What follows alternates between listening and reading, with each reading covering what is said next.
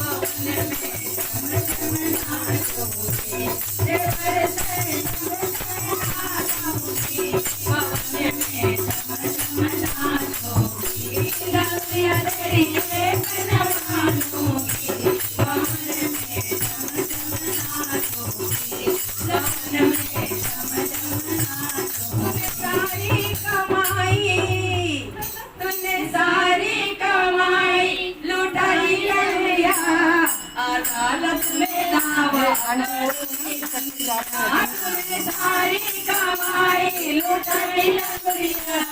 अदालत में दावा करती लंगड़िया